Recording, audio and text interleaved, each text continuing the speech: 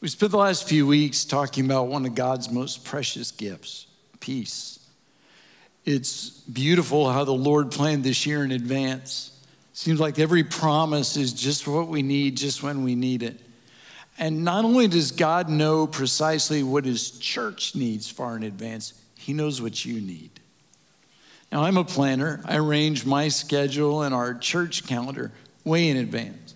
Part of the reason I like the planning, is because I've learned that working ahead leaves room for God's spontaneous surprises.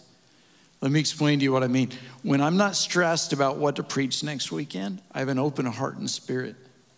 Instead of worrying and fretting and trying to get thoughts together, I reflect on what the Lord's already directed. My heart and my spirit's at peace. And as a result, I'm more able to hear the Lord's voice. When he directs an interruption or change, I'm ready to follow. And the Lord always has the right to interrupt. I like planning. I like to work ahead. But I didn't plan for 2020. No one did. How could you look in the future and ever imagine this? The Razorbacks won an SEC game.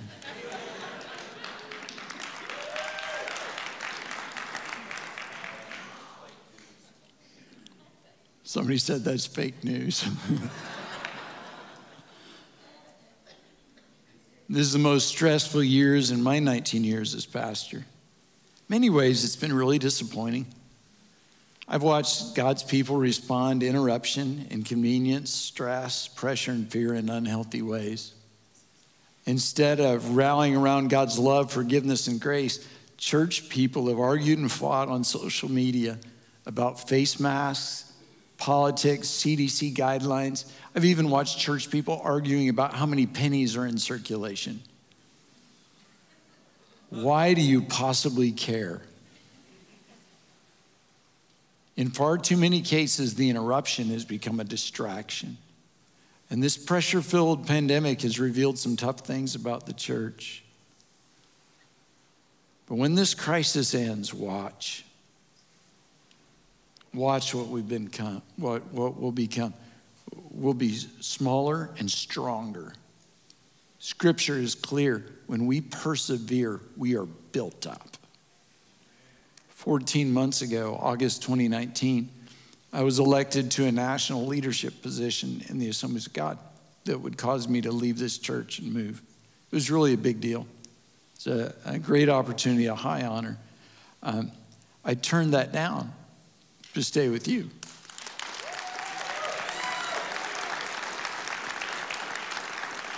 And now, 14 months later, I can't imagine not being here for 2020. This has been the most wonderful, joy-filled, remarkable year of my life. I've watched God's people rise up to give and share in unbelievable ways.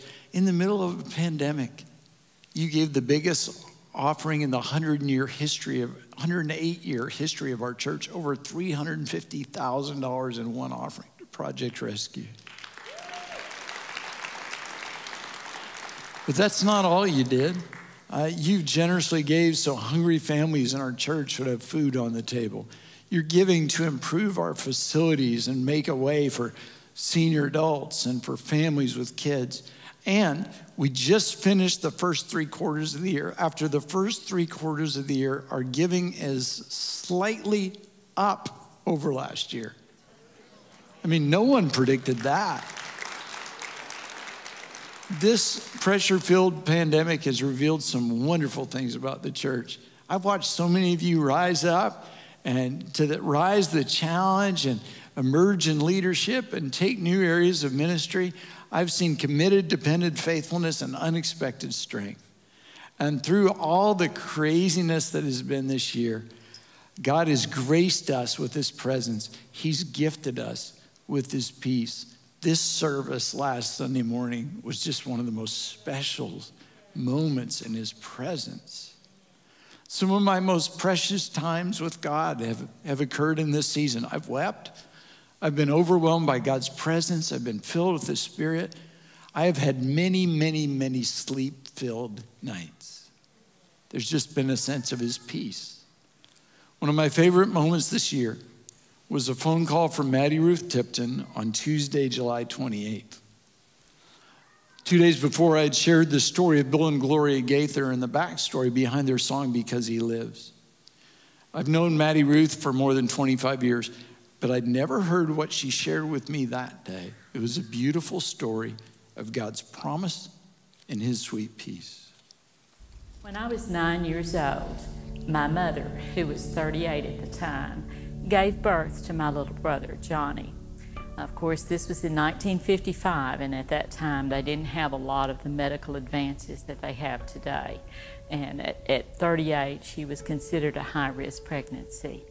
Johnny weighed 8.5 pounds, and during the delivery, Mother was having difficulty delivering him. Most of you, my mother was a very tiny woman, and so rather than doing a C-section, they just didn't hardly do C-sections in 1955. The doctors used forceps to deliver my little brother. And in the process of the delivery, the forceps was pressed so hard on his head that it caused brain damage. And he was delivered, but within a few short days, he went into convulsions. As a result, there was a scar tissue that formed over the motor part of his brain. From the outside, when you would look at him, you'd think, oh, what a beautiful baby, and he was. But nothing in his brain was telling him to do anything beyond the capabilities of a newborn infant. He could only do what a newborn does. I was 9 at the time, and that was so impressionable to me. I can remember vividly everything about his life. He died when he was 23 months old. I developed influenza, and he didn't have the resistance to fight it. And when he caught the influenza from me, and he passed away at 23 months old. Then I got married, and my husband Jerry and I were married for 9 years, and we just didn't seem to be able to get pregnant. And we didn't have all of the tests back then and the various different things that they have to help couples today. It was just a frustrating time, and we kept trying, and then finally that blessed time came across that we were pregnant, that I was expecting the birth of our first child. And I was so excited about it, I could hardly wait, and just really thrilled about it. But I had this little tingling fear within me that was something going to be wrong. In fact, my mother made a point of sitting me down and telling me, now Maddie Ruth, Johnny's injury was a birth injury. It was not genetic. Just because he had a problem does not mean that your baby will have that problem. But it was still something I couldn't really shake. Toward the end of my pregnancy, just about 2 months before the end of the pregnancy, I developed toxemia. It's called preeclampsia nowadays. The result of this is that it can endanger the mother's life and can also endanger the baby's life. I had finally gone to the doctors, and they had told me that for the sake of my health and for the sake of my child's health, that I would need to have labor induced.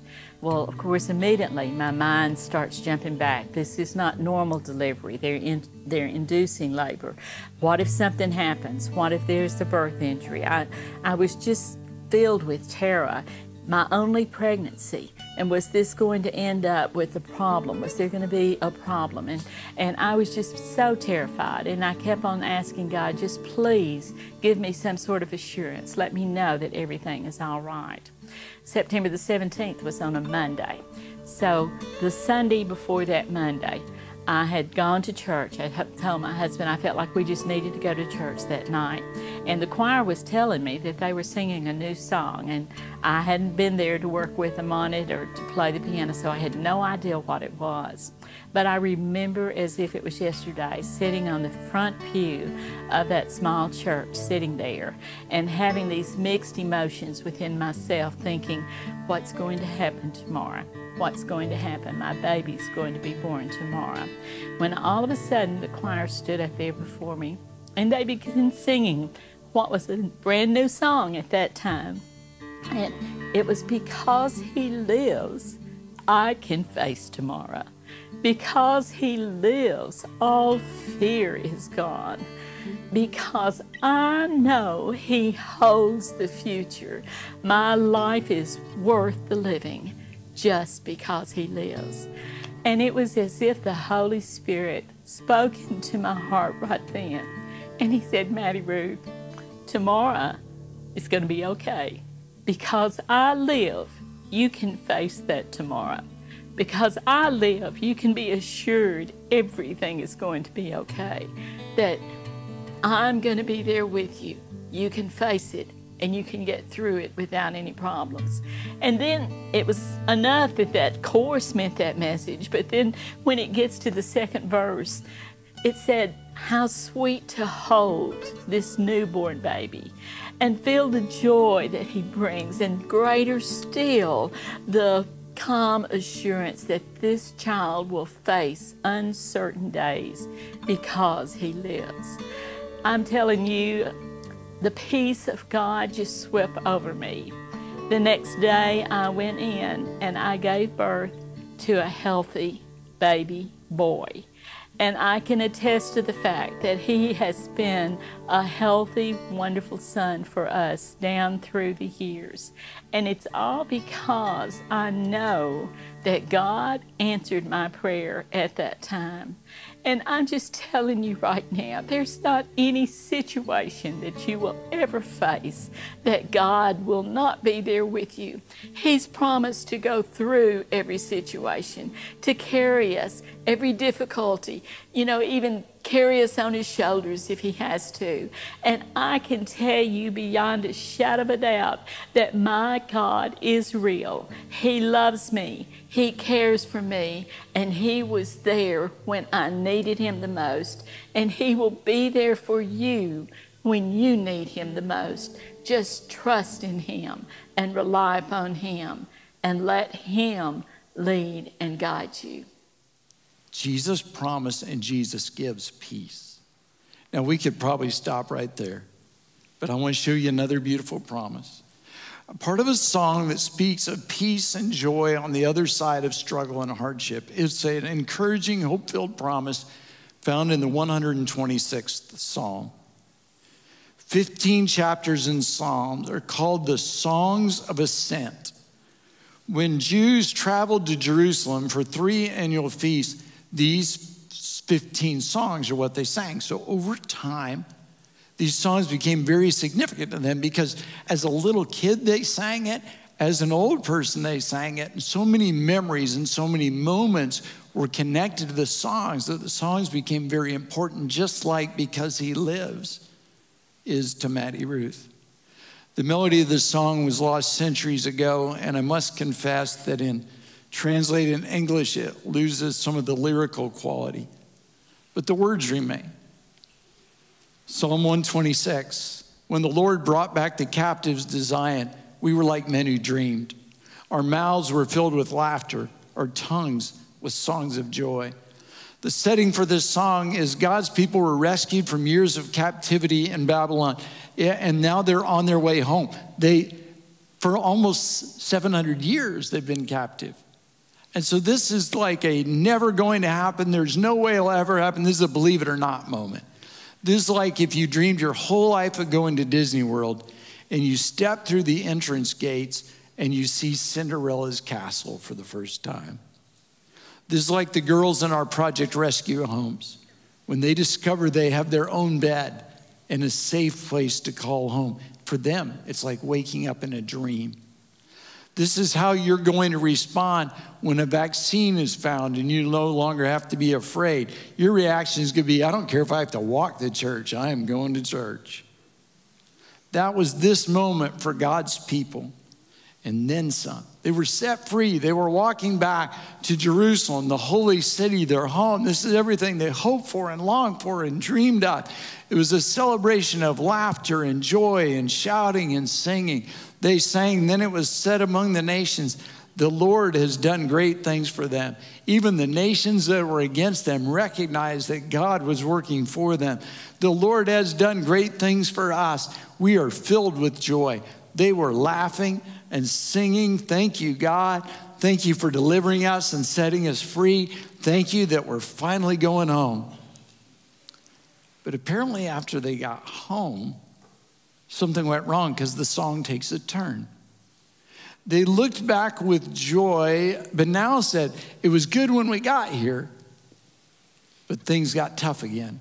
Restore our fortunes, O Lord, like streams in the Negev. The Negev is a rocky desert region south of Jerusalem, which gets little or no water in the summer. It's arid, dry, and dead much of the year. But on occasion, a storm comes and rain falls and fills those dry riverbeds, and suddenly there are rivers in the desert, water for the thirsty. The next day, desert flowers bloom. The song says, Lord, like rivers in the desert, restore our fortunes, make things right. From the most unexpected places, send your glory. That's what we've experienced. In the desert of coronavirus, time and time again, God sent the rain of his presence every time he showed up, and he'll do it again. The Israelites saying, do it again, God. Bring us back to that same place when we were marching to Zion. We need your help and blessings. We need that same joy. And now here's the promise. Those who sow in tears will reap with songs of joy. He who goes out weeping, carrying seed to sow, will return with songs of joy, carrying sheaves with him. That's beautiful and poetic, but it's difficult for us to understand. And why would you cry when you're sowing seed? Del Tar was a missionary in West Africa for many years, and he wrote the story of the high price people pay to sow seed. I want to read it to you. He said, I was always perplexed by Psalm 126 until I went to the Sahel, that vast stretch of savanna more than 4,000 miles wide, just under the Sahara Desert. In the Sahel, all the moisture comes in a 4-month period, May, June, July, and August. The year's food must all be grown in those 4 months. After that, not a drop of rain falls for 8 months. The ground cracks from dryness. So do your hands and feet. The winds of the Sahara pick up the dust and blow it thousands of feet into the air. It then comes slowly drifting across West Africa as a fine grit, which we experienced this year. It made it all the way to Arkansas. It gets inside your mouth. It gets inside your watch and stops it. October and November are beautiful months. The granaries are full. The harvest has come. People sing, dance, and eat 2 meals a day. The sorghum is ground between 2 stones to make flour and then a mush. The sticky mush is eaten hot. They roll it into little balls between their fingers, drop it in a bit of sauce, and pop it in their mouths. The meal lies heavy on their stomachs so they can sleep. December comes, and the granaries start to recede. Many families omit the morning meal. By January, not one family in 50 is still eating 2 meals a day. By February, the evening meal diminishes. The meal shrinks even more during March, and children give way to sickness. You don't stay well on half a meal a day. April is the month that haunts my memory. In it, you hear babies crying in the twilight. Most of the days are passed with only an evening cup of gruel. And then inevitably, it happens. A 6 or 7-year-old boy comes running to his father one day with sudden excitement. Daddy, Daddy, we've got grain, he shouts. Son, you know we haven't had grain for weeks. Yes, we have, the boy insists. Out in the hut where we keep the goats, there's a leather sack hanging on the wall. I reach up and there's grain in there. Give it to mommy so she can make flour and tonight our tummies can sleep. The father stands motionless. Son, we can't do that, he softly explains, because that's next year's seed grain. It's the only thing between us and starvation. We're waiting for the rains, and then we have to use it. We can't eat our seed. The rains finally arrive in May. The young boy watches as his father takes the sack from the wall and does the most unreasonable thing imaginable. Instead of using that grain to feed his desperately weakened family, he goes out to the field, and with tears streaming down his face, he takes that precious seed and he throws it away. He scatters it in the dirt because he believes in the harvest. The seed is his. He owns it. He can do with it anything he wants. The act of sowing, it hurts so much he cries. But as the African pastors say when they preach on Psalm 126, brothers and sisters, this is God's law of the harvest. Don't expect to rejoice later on unless you've been willing to sow in tears. We sow in tears. We give what we have even when we have very little, and we trust that God will use it for his glory and our benefit. Those who sow in tears will reap with songs of joy. This promise makes me think of the 30th Psalm. It says, I will exalt you, Lord, for you lifted me out of the depths and did not let my enemies gloat over me. O Lord, my God, I called to you for help and you healed me. O Lord, you brought me up from the grave. You spared me from going down in the pit. Sing to the Lord, you saints of his. Praise his holy name. For his anger lasts only a moment, but his favor lasts for a lifetime. Weeping may remain for a night, but rejoicing comes in the morning. Weeping might last for a little while, but lift up your head because there's joy on the other side. It's on its way. I want to finish by reading this psalm in the Message because it's just so beautifully expressed. It seemed like a dream. Too good to be true when God returned Zion's exiles. We laughed, we sang, we couldn't believe our good fortune. We were the talk of the nations. God was wonderful to them. God was wonderful to us. We are one happy people. And now, God, do it again. Bring rain to our drought-stricken lives so those who planted their crops in despair will shout hooray at the harvest. So those who went off with heavy hearts will come home laughing with armloads of blessing. That's what God has waiting for you. Don't you give up. Don't you quit. Keep trusting. Keep believing. I get it. I understand. 2020 has been a year of sowing with tears, but we have a promise. Those who sow in tears will reap with songs of joy, with shouts of celebration. Come on, God has good things stored up for you. And on the other side of your season of difficulty is a season of victory. There is hope for your future. Everything that Satan's taken away, everything the enemy has tried to destroy, God is going to give back to you and then some. There is a celebration on the other side of your battle. So you might as well get ready to shout and to sing and to dance and to celebrate. You've been sowing in tears, but there is a harvest coming. You've been fighting the battle, but you've got a promise and victory is on its way. What a powerful service. I love church and I love going to church with you online. Thanks for joining us today. I'm grateful you are a part of our online community. If you experienced the Lord in a special way, or maybe you just want to share your story, I'd love to hear from you. You can email me anytime throughout the week directly at ploy@firstnlr.com. Don't forget to follow us on social media and stay up to date with everything First NLR. One of our team members is posting those links in the chat right now. And make sure to download the First NLR app so we can send you updates and you can watch any message online at any time. If you'd like to know more about the online community or get more involved, check out the What's Next tab at the bottom of chat.